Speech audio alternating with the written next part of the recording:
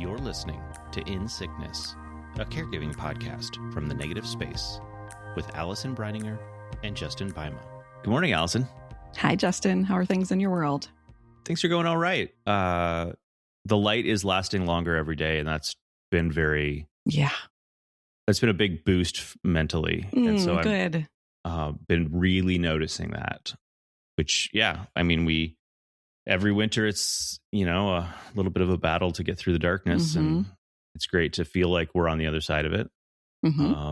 So that's nice. We did get a little bit of snow yesterday. None of it stuck. So nothing exciting, nothing like you guys get, but it's kind of exciting. Yeah. But yeah, otherwise things are going well. I think I mentioned last time that I had a little trip out of town. That went smoothly. Great. So yeah. All good. All good here. Love it. So keep it up. Yeah, we'll try to maintain that. Well, I'm happy to say that things are good here as well. Okay, that is great. That? Yeah. Yeah. On the negative space side, tomorrow is National Caregivers Day from the day we're recording this.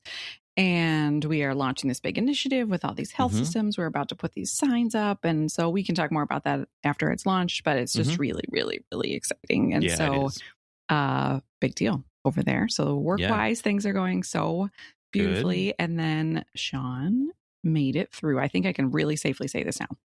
Made it through the last surgery without needing to go to the hospital. That's amazing. That's incredible. And I think that this is the first time in like the last 3 different times he did. And so it's like we sort of like chain. I mean, it's a little check in the other column, right? Yeah, it's like right. a pattern had been in place and we broke the pattern a little bit. And that feels amazing. Yep. And I feel like I finally was able, like I was just holding my breath there for weeks. And so it feels really good to sort of exhale. Yeah. He has mostly, I would say, recovered from that. A random thing is that the tip of his tongue is numb and tingling and has been since surgery. Okay. And they were like, well, there are a lot of nerves in there, so we'll just have to see. Like, oh, cool. Let's just add that. So that's not awesome. Right. But he's feeling pretty okay. Okay. And he's been super involved in all the stuff that's happening this week. Good. And so it sort of feels like we're back into a little quiet moment. Okay. The bummer is that, he really needs all these Mohs procedures, and we kept pushing those off. So it's sort of like, okay, now you're feeling better. Now we should go do that. Right. So that's a bummer. But at this moment, he's feeling well. Good. Which is great. That's huge. Yeah. But something that I noticed during all of that is because, at our house now, it's just the 2 of us. Right. Well, all these animals, but just 2 of us humans. Yeah. So what I noticed is, and also I work from home and he's semi-homebound. And so we're just here, just 2 of us. Fortunately, we really like each other, which I know is not the case for everyone, but we really like each other. So it's all good.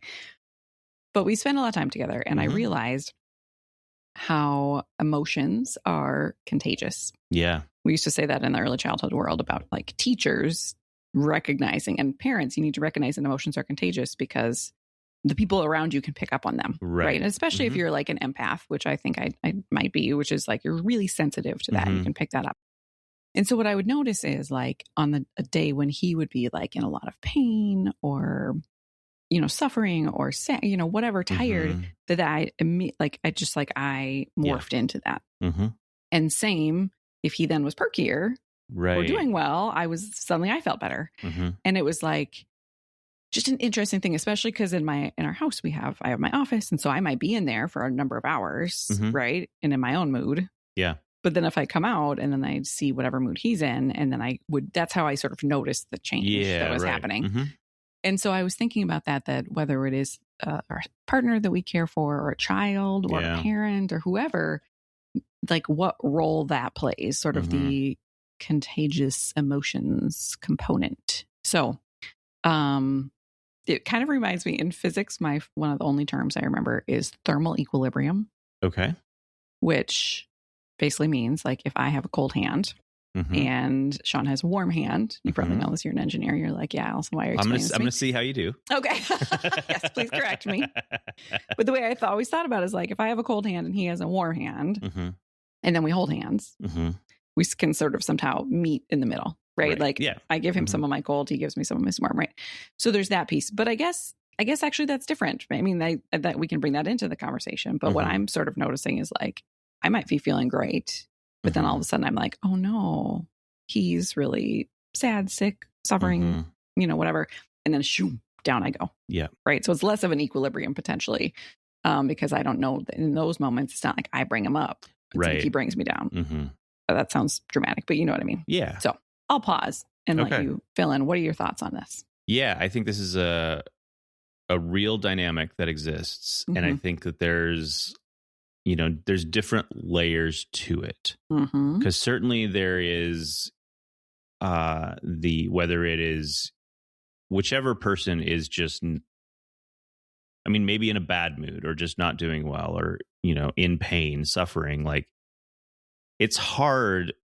And it often, like, I don't know, it can feel uncomfortable or strange to like not also be feeling kind of bad as maybe the caregiver. Like if your person is like really not doing well and you're feeling great, like that feels real strange, right?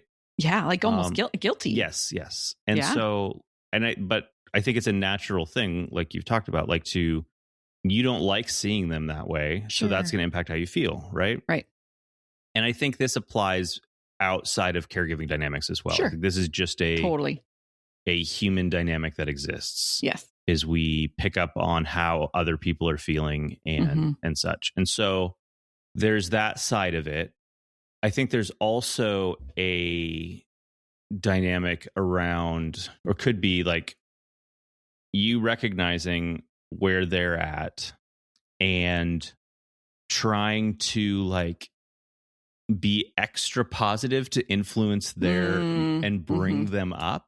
Sure. Which is often not really a helpful dynamic to have. So, and I think that's, we can get into supporters later on, but I think that's kind of where some of the bright siding toxic positivity comes from on that regard. So, but yeah, I think, obviously it's important. It's one of those things where it's important to first like recognize that, you're living with someone, you're caring for someone, like your emotions, your moods are going to be somewhat linked. They're going to be connected to each other. You're going to be influencing that. And so, it can be helpful. Like, why am I feeling terrible today? Well, my person's feeling terrible. Like, okay, I have a starting point for this. And I think it's good. It's a good thing to have some open communication about so that, because it can go the other way too, as the caregiver, for reasons, whatever the reasons, you're in a bad mood, of course, and that can bring down the person who's you're caring for, and that's another thing where like if you're aware that that's what's happening as the caregiver, like you can feel guilty there too, because it's like, oh man, like I better not be feeling this way because that's going to drag them down, right?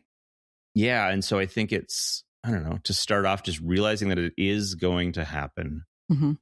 And I don't know, to not necessarily fight it. But I don't know necessarily what like the next step is there. Sure. Yeah. I don't know if you have thoughts on that. Yeah, for sure.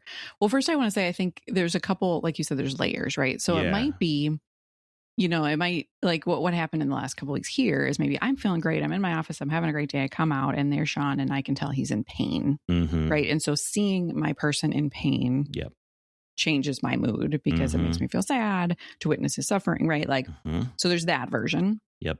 But there's also sometimes like let's say I'm in a great mood and then he's just sad or depressed or tired or whatever. And you know how like the molecules in the air, right? It's just like, this is a sad vibe in here. Right. Yeah. And so there's that piece as well, like where it's just like, ooh, the air in here is just, that's the contagious part. Right. So I think that there's that part, or there's the like, oh, I feel sad because I'm seeing that you are hurting or whatever that is. I was wondering if you have a sense of, because you've been really open here about the seasons that you've gone through depression yourself. And I wonder if you've ever noticed or talked to Sarah about like what that was like for her and her moods to be in a space with you during those times. Do you have any sense of that? Yeah. It's the kind of thing where she has always been like very aware of like when I'm, maybe sliding into one of those times, maybe before I am.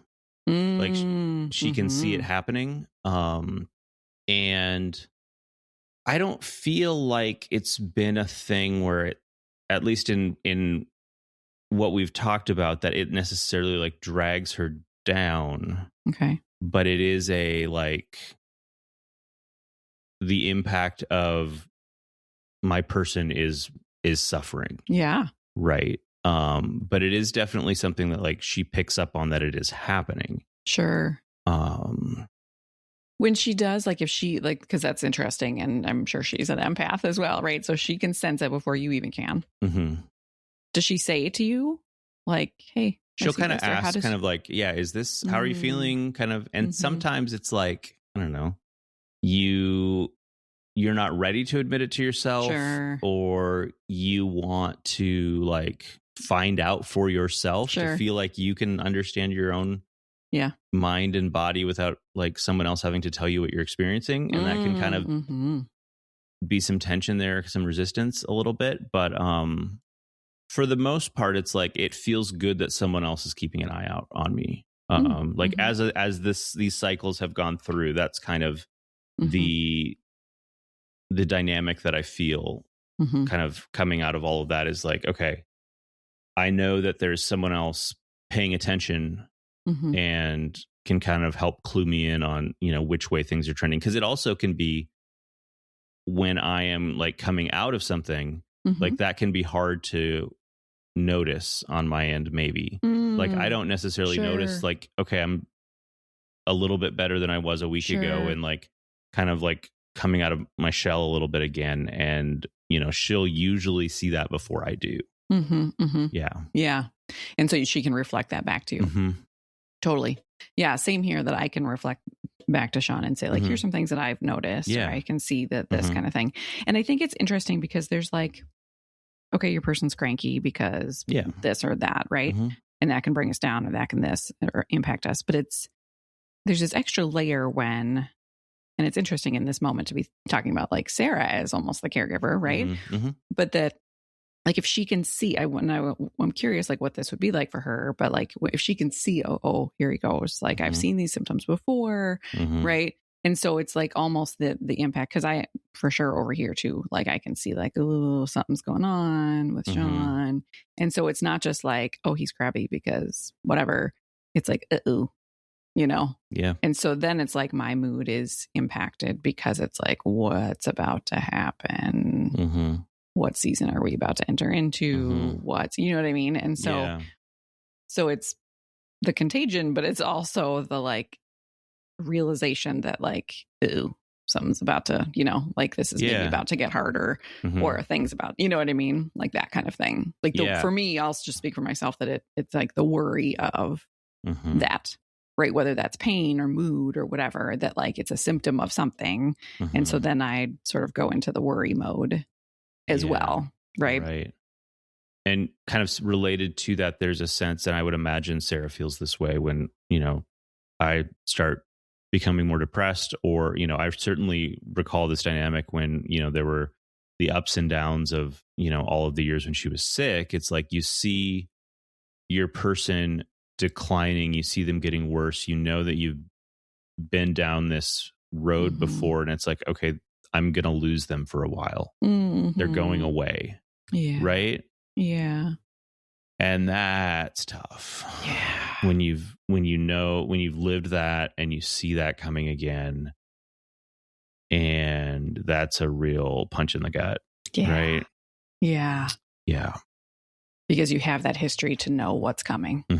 And that like, okay, it's me for a while. Yeah. And whether or not you feel capable or ready or up for it at the moment, it's like, okay. Sure. Yeah. So when you look back at the years you've talked about, like where Sarah was bedbound and everything, and like couldn't, she couldn't have light and sound, all of these things, like, let's say, and I don't, like if you had opportunities in that time to do any of your hobbies, like let's say you went out and did a brewery thing or whatever, right? Yeah. And had a good time. Yeah. with friends. But then you come back into your house and then here's your person lying in the dark. Yep. Right? Yep. Like, what was that like for you to go from that sort of like, you know, like one extreme to the other of experiences, but also moods, right? But then also, you know, do you say to her like, I had a great time? Yeah. You know what I mean? Or does it immediately like the great time stayed outside and then you walked in and it's like a whole, you know what I mean? And I know it's a while ago, so maybe you don't remember, but. No, I think in general, I mean, it's whiplash, right? It's you leave your house and you go to a place where you don't have those responsibilities. You, I don't know, like, yes, you can talk about things if you want to, but also like you can keep things kind of like more surface level or light. And it's just fun, right? Yeah. And it's kind of, I don't know, it felt, I don't think I struggled. I don't know, maybe I did, but it doesn't feel like it was always super hard to like leave the caregiving stuff at home. Sure. And I don't want that to sound like, you know, oh, I don't know, like you. No. Oh, like that it was easy to just forget about how she was doing back home. But like I was able to, you know, okay, I have an opportunity to do something for myself. Like, okay, we're in that mode, right? Yep. So that transition felt pretty good, right? And in general, like, I think those times I was able to enjoy that. I was able to like get some fulfillment out of that, some you know, feel something for myself and to like feel renewed. Coming home after those, that's tough. Because in those times, like, she probably didn't have the ability for me to like come home and share what my experience was like, right? There wasn't like, just in general, like space for a lot of just like conversations like that. So it's not like, oh, welcome home, honey. Tell me about your night. Yes. It's, you know, okay, I'm home. What do you need? Yeah. Right. It's like, okay. Yeah. It's right back into caregiving mode. Yeah. And there is real, I guess, grief that you can't come home and be like, I just had this great time. And, you know, she's like, that's awesome. Tell me all about it. And, you know, doing the like, you know, debrief of an event. And the other piece with that is like, you are going out and doing these things alone. Right.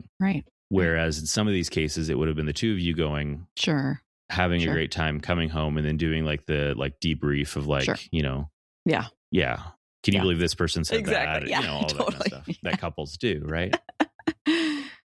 So it's just, there's a real, I can't put my finger in the moment about what the emotion is, but there's something really, I don't know. I felt something really strongly around the piece of coming home after a good experience and not having a partner who was capable in that moment of like celebrating that I had that. Yeah. Right. Sure. 100%. Yeah. Well, I think there's so many, it's almost like a re-entry. Yes. You know? And so there's the piece that like you wanted to come home and tell her, share that with her, and she didn't have the capacity. The I would imagine the good mood dissipating quickly when you walk back into your reality. But then also when you said you walk back in and then it's like, what do you need? Yep. You know, what does she need? Like, and so you immediately go back into caregiver mode. And so that lightness of you were at the brewery with your friends and they didn't need anything from you. Yep. And then suddenly you walk back in and you're like right back in it. Yeah. So it's like layer upon layer upon layer upon layer. Right. Yeah. Yeah. An interesting thing I'm thinking about is sort of the flip side of that is when Maya was here and was little. Okay. Right. So when Sean had his bone marrow transplant, Maya was 4 or 5 years old. So, I mean, so hard. So hard. Right. But I would be at the hospital all day and then she'd be at school. She's in kindergarten. And then I'd come home and I'd be so tired. But then I got this 5-year-old, right? And so as hard as that was, it was kind of the opposite, is that I was like, well, I'm the mom and I got this 5-year-old, so we got to do this thing. And we would have dance parties. Oh. And we would like turn on the music and have a dance party. And it was like the best possible thing I could do for myself. Yeah. And I would have a billion times never done it. Right. Yeah. It was just me coming home to an empty house. Right. But the thing about like when you're with little kids, like, you know, you're silly and you're this and you're that. And so, of course, it was like exhausting. And like there were times I just wished I could have just crawled in bed. Right. But having that other energy was actually this kind of beautiful thing for me to be able to like, let's go read bedtime stories and let's this and let's go on a bike ride and let's dance. And, you know, and so that helped. And I would think even about when she's older and when she's still lived here, she's fine, listeners. She's just at college. Clearly, I'm still dealing with that. Yeah, right. But, you know, even having 3 of us, like the dynamic of 3 of us, I noticed was really different. Because even if Sean was in a struggling place, like there was Maya, right? And so she and I could still like banter and whatever. And so when you take out that third party, like then it's really even more just like the 2. 100%, yeah. You know what I mean? And so so that's something that I noticed, that like for good or for bad, right? That the 3 of us are so close that we can even between the 3 of us can like if she's off, then we're all sort of, you know what I mean? It can still go that way, but it was less sort of intense when it was 3 than now when there's 2, when it's very much just like, ooh, you know. Do you feel, because you live with your in-laws? Yes. But I know you have sort of a separate part of the house. Like, but do you feel that with them? Like, is there any like of that piece? I don't feel that very strongly. That's not to say it's not there, but that doesn't feel like as much of an influence on like my day-to-day emotion. Sure. Right. So that's, I think maybe it is that we, you know, we're not right on top of each other. Sure. You know, here. But I can certainly see, I mean, everyone in your environment can be having that influence on you. So for sure. Yeah. Well, and I think about, you know, we can't say too often that you and I are in very fortunate positions. Right. Yes. That the people we care for are the most delightful humans. And we have really strong, positive, healthy marriages. Yeah, right. Right. So we're like in best case scenario. Yeah. I just want to make sure we like let people know we realize that, right? Yeah, we are in privilege in that way. And there's a lot of people who care for someone who they maybe had a hard relationship. Like maybe it's a parent that they had a really hard relationship with growing up and were even estranged from, but now the parent's having a thing. So now they have to care for them. Or maybe it's a spouse that like the marriage wasn't great before and now they're caring for them. Or it's something like cognitive decline or dementia or a traumatic brain injury or brain cancer, where their mood is impacted by the thing that they're living with. Right.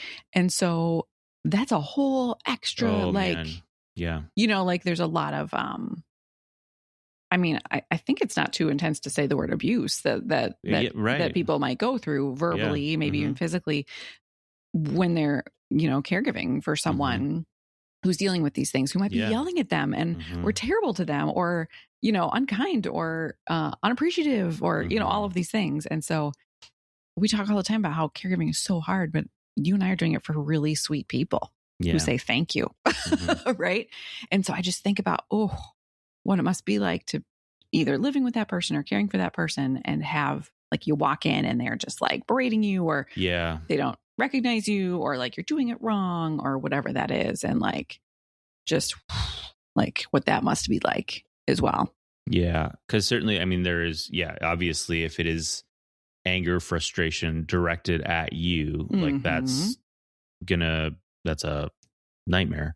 But even if it's just they are angry about, you know, the disease, or they're just, because we've been talking up until now of like, they're in pain and so we feel sad. Sure. But like they may be extremely frustrated, vocal, angry, just resentful about their situation, like that. Of course. really also rubs off on if you're in proximity. Of course. And for me, those are not necessarily emotions that I'm super comfortable feeling. Like anger feels really uncomfortable for me, and that's probably something I need to continue talking anger to my therapist in about. yourself or in other people? Just feeling angry, both? myself. Yourself. Okay. Yeah. Got it. Sure. And so it can put you in a really uncomfortable situation where, like, yeah, I don't want to be feeling this way. And then maybe not wanting to limit your proximity. I could see that, like, you don't want to be there in the room with the person you're caring for. So you do want to limit your proximity. Yeah, like wanting Yeah. because of how it's going to make you, is how it's going to impact you, and like that additional level of that caregiving dynamic. Whether I think like dementia and stuff, and how people can like mentally change in those times. Like that would be, because then it's like, I don't know if I mean, I'm not in these situations, but is it? I don't know. It must be just different that if you know that it is just because of the disease in their brain that they are lashing out. Right. But I think they're different. They're different things, I think. Yeah. They're not comparable, but I can see that being really painful. Yeah. In a different way, that like, that like the person that is still there, like, is still your person. Yeah. But like, they're lost in their brain or whatever. I don't know. Right. But yeah, those, or like they're, the person you're living with is on the phone all day with, whether it's insurance or medical stuff, trying to track that down, and like that's rubbing off on you. Or, it's the other side of the coin where, as the caregiver, you are, we have to deal with that a lot of times. Yeah. And, making all those phone calls, being on hold, like that it takes a lot of patience, and it's understandable that sometimes we don't have that patience. Yep. And that's, again, one of those situations where, like, you feel like if you can see that is rubbing off on the person you're caring for, the guilt of like, I don't know, the guilt of like, oh no, like I'm making their lives worse because of how I'm in this situation, right? Sure. Like I should be doing, and this is not, I don't believe this is true, but I can see this mental path. I see. Okay. I should be able to like handle this and do this without like impacting and making their life worse, right? I think there's that constant like guilt around that, of when you see these kinds of things of like, as the caregiver, you're frustrated, maybe you're angry, whatever it is, and seeing the person you're caring for be impacted by that. But I think the flip side of that is, I think there can be a thing where like, I'm caring for them, right? And you want to be doing everything for them, and it can be hard sometimes to open up and let them care for you on whatever level that is, right? Especially, and so like, if you are, think of it like, I need to mask my emotions so that their mood is not impacted, right? Sure. Versus like, they can see that I am having a hard time, and to open up some space for them to be like, I see that you're feeling this way. Like, to have that empathy coming back, like there can be some reciprocity. Sure. You can be cared for as the caregiver. But I wonder though about, like, it's one thing if I'm grumpy because I had a bad day at work. Yeah. Right. But if I'm emotional, sad, whatever it is about my person's illness. Yeah. Right. That gets tricky. Right. And so I am thinking about, we know about like in a survivorship mode, or like when someone's in a quiet season, we've talked about this, that it's often in the after days, when the person's like rung the radiation bell, or like the emergency's over, or the flare is over, that then the caregiver, that's when they feel it emotionally, because they couldn't feel it in the middle because they were just in go mode. Yep. So it's over, quote over, and now they're like, whew, and all the emotions are like swooshing at them, right? So the person that they're caring for might be like, ta-da, I feel great. And the caregiver might emotionally be like really low because they're just hit, right? And so then that's this sort of weird disconnect because the one person's wanting to like celebrate and like, look, we're out of it. And the other one's like, I just went through it. And again, it's that piece about like, you don't want to bring them down because they're celebrating, but it's also like you're feeling this. And I know that there was a caregiver who talked to me once where he was the caregiver, and it was the sort of that like his wife was in an okay moment, but he was really struggling with all the things they had just gone through. And she was kind of mad at him for like, you're bringing me down, man. You're bringing me down. And he's like, why? But don't I get to be down? You know? Yeah. And so I think it's complicated, right? It's a complicated thing because of course we want to be able to feel our emotions, but it's hard when our emotions are often a result of what's happening to a person. And it's not just like, I'm sad about what's happening in the world. Like we can come together around that, right? Or we can maybe separate from that and be like, you're feeling sad about the world. I'm going to ignore that today or ignore the world today, right? But it's like when you're feeling sad about your person, then that's, hard. That's a hard thing to like then wrestle with, And I think about folks who are caring for their kids and what that must be like. And again, when you're a parent, it's different because like, let's say you're caring for your kid and your kid is like really breaking down. You kind of as a parent, I mean, there's a piece you want them to see your emotions and whatever, but you kind of also have to like stay okay a little bit, at least in front of them. So that's a hard thing. Yep. And I wonder too, on the flip side, if you're caring for a parent and same, like if there's a piece of like, okay, I got to hold it together a little bit while I'm with them or while I'm whatever. And so I think there's different dynamics based on the relationship that you have. And I feel like I wonder if a big part of it is just, regardless of the relationship, finding a place where you get to have whatever emotions you need to have. Yes. And recognizing it might not be with your person about this, which there might be some grief around and all of that. But that if it isn't with your person, like is it with us at our support group or is it with other friends or whatever, like that there is a place where you can be like, this is how I'm feeling and get it out. Yes. Or maybe I feel really great and I want to feel really great today. Right. And have someone you can celebrate that with. Yeah. Yeah. Yeah, exactly. I was even thinking about when I was a couple weeks ago when Sean had surgery, and I'm in this surgery waiting room all day. And there was a woman who like her person had surgery. It did not go well. And so all day she's like on the phone calling different relatives and like crying and reporting this story. And then I'm sitting there and I just have to keep hearing this sad story. And, and also because this is what I do for a living, like there's a little bit of me that's like, I should go and comfort her. And then I was like, not today. I am here for me today, but like that was like contagious for me to sit around and listen to somebody else cry about their person all day. You know what I mean? And so I think something that my therapist told me once, because I can very much be, if I'm in a group and I'm like, ooh, there's tension between those two and ooh, there's like that really impacts me. Yep. Because I also want to like fix it and I want to just whatever. So one thing she was saying, I might get this wrong, but it was something about like a baseball glove. If I give you a picture, not me in the sports analogies, so just watch out because it might be completely inaccurate. Let's give it a shot. I think in baseball, there's a glove and a ball. Yeah. Right? Yes. Okay, good. Yeah. So she said, you sort of hold the baseball glove, like sort of in front of your chest, like facing out. Yeah. Okay.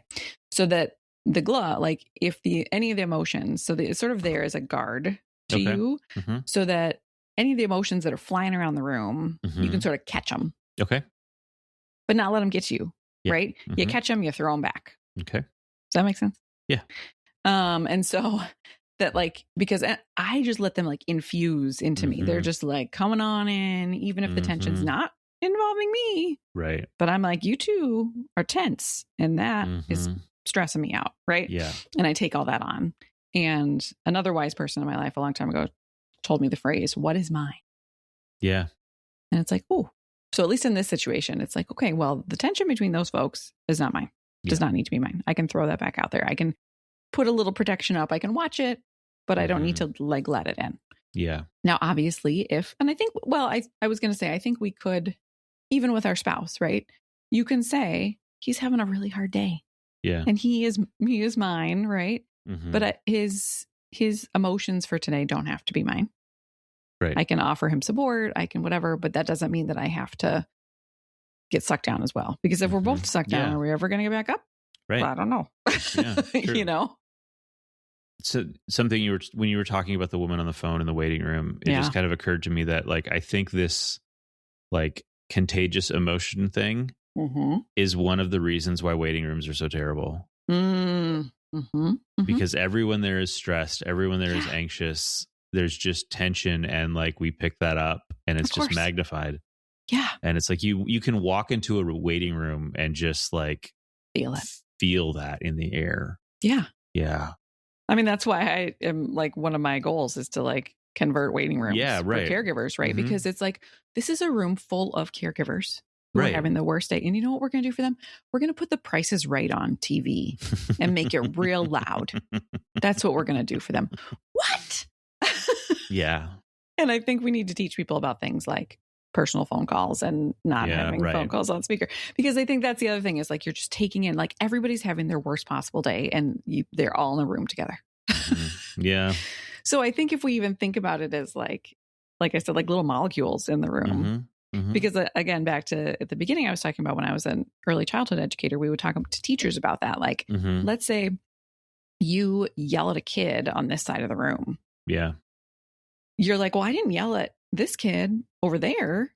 Oh, they felt it. Yeah, right. It doesn't matter that you didn't yell at him because it's all contagious and they felt that in the room and now they saw that about you and you know what I mean? And so, so part of it is like, how can we be empathetic? Like our world needs more people who are empathetic. Yeah. And for some of us, we need to like guard ourselves a little bit to like, how can we have empathy for others, but also not like absorb it so much, absorb everybody's emotions so much that like it impacts us. Does that make sense? Yeah. And I wonder if there's something to like, as far as when you allow those emotions to impact you, is like, if it's two strangers, like that is a situation that you are not in. You're not going to have any impact on you. That situation has no effect on your life. So like, that's one where if you can put up a wall a little bit, great. And it's not yours to fix it. Like, exactly. It's not your responsibility anyway. That's the like, what is mine? Exactly. Yep. But and then when it is the people in your life, when it is like, that's where that gets fuzzier is, because you want to try to fix that, or it is going to impact you. But also like you can't control someone else's emotions. Right. You can, talk to them. You can influence their environment, but like, same with like pain in a lot of ways. Like there are things that are out of your control. Yep. And that can be a hard like reality to come to as a caregiver for some people, I think, because you want to do everything you can to make the person's life as good as possible, to remove as much resistance and suffering as possible. And you can't do that. There are things you can't. And that's tough. Because we're used to like, oh, you have this symptom, let's do this thing. Exactly. And our emotions, they just gotta, like we always say, right? If you don't let them out, they're going to come out sideways. Right. And I think so they need an opportunity to come out. Yeah. They need to come out, and you need to go through them in a lot of ways. Right. And your person needs to feel their emotions and go through them. Yep. And I want to go back briefly to something you said earlier, is like making sure you have an outlet for your emotions if it can't be your person. And I think that's like so important. And I think there's a little bit of like ring theory potentially there. Like if especially like if you're caring for your child, if you're caring for a parent, like you're really frustrated and stressed about the situation or angry or whatever it is, like clearly, like the person you're caring for is not the person to have that conversation with. Right. but you absolutely need someone that you can talk that through. Sure. You need to be able to feel that and go through that. And it could be a situation where in the moment you have to kind of push that away to get through your caregiving day, but you've got to have a place where you can let it out, unpack that, let it out, just all of that. Yep. Where I think it gets tricky is when you're caring for a spouse, right? Because they are your person. Yeah. And they are not always available maybe to have those conversations. And we feel that kind of resistance to, I don't want to bring them down with my problems, right? Right. Especially when our problems are them related. 100%. And so like, it's very important to have another option in an outer ring to do that, right? But I think if that is the only way that we are outletting, like if we cut our person out from like our emotional regulation and like all of that, like that, it feels like that can create like a separation there. Yeah. That I don't think they would want there to be. Sure. I don't think you ultimately want that there. I don't know. I don't have it just feels like that's a dynamic to kind of keep an eye on. And I'm not a, relationship counselor or but it just, I don't know. I feel like it's a thing to keep an eye on. Yeah. I feel like it's like you have tools in your toolkit, right? Yeah. And so maybe you have a therapist and they can be a person you can talk about this to. And then you have a friend and you talk about, then you have a support group and then you have your person, right? Yeah. And so you've got a whole crew of different ways to get it out. And it's not like, oh, I only am sunshine and rainbows with my person. Exactly. Yeah. Right. But you can still talk to them about these things, but then you have other outlets so that it's not just only dependent on one. Yeah. Yeah, for sure. Yep. I think the other thing to think about is if like we can be there for our person and if they're having a hard time and, give them that support. And then also pay attention to like, okay, we don't have to, if it is something we can't do anything about and they're just having a hard day, we can be with them for a bit. But then like, is there a space? Do we say, yep, I've been with you for a while. I'm going to go read my book in the other room. Yeah. Right. Are there still things that we don't have to just like be in it with them every moment because that's not going to be good for us either. But to be with them and be like, hey, I'm going to go, take a walk. I'll be back in 20 minutes, whatever it is. But to build in those little releases, those little moments for us that'll kind of pull us out of the quagmire for a little bit, before we have to go back in. But to not feel like I have to sit here and witness this suffering and be with you and be in this room and forever. But like, because also we might come back from that walk, our mood is better, and then maybe we're contagious to them, and then that lifts them up a little bit. You know what I mean? And so I think to have those little outlets that we build in as well. No, that's smart. That feels smart. What about supporters? There was something you mentioned earlier. Do you know what that was? So earlier I kind of alluded to supporters wanting to use toxic positivity to try to influence like how we're feeling, and they see us struggling. They see us, having a hard time. And, part of toxic positivity is like, they're uncomfortable with that. So they're trying to like give it a positive spin so that they don't have to exist with you in this uncomfortable space. Right. I think there can also be a dynamic of like, I need to, encourage them and like boost their mood and all of that. And there's maybe a time and place for that. There's maybe a correct, or I don't know. There's maybe like a different way to do that. Like just give them an opportunity to hang out with you and exist outside of their caregiving space. Like, that's going to be more beneficial than like constantly bright siding them and, at least this and at least that and and all of that kind of thing. So I think that's something to keep in mind as a supporter. I think the other thing is, if it's, I don't know, to be open to hearing, I guess this is related, to be open to hearing the struggles, to, be on the listening end of the emotions that they're feeling, and not trying to fix it, just listening, letting them kind of work through it. And really just being that listening ear, being that outlet. No, I think that all makes good sense. Yeah. Good. No, I think this is an important topic, and I think it's something that I'm glad that we got into, because I think it's, we spend so much time talking about like physical symptoms. Yeah.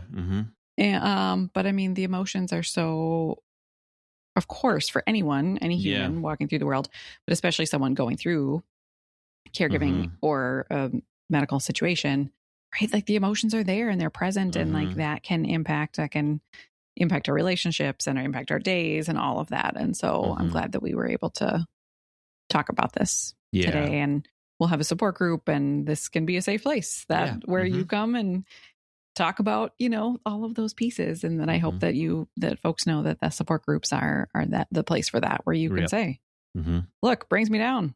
They're a real bummer sometimes. You know what I mean? Yeah, totally. And guess what? We'll all get it. So, you can check out, we'll post when the support group will be, but I think that'll be great to come together and talk about this there too. Yeah. Great. Okay.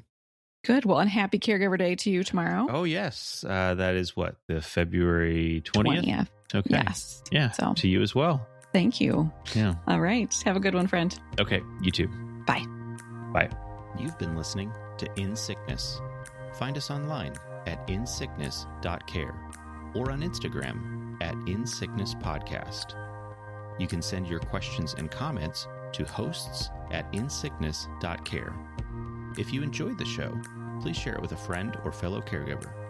Thanks for listening, and take care.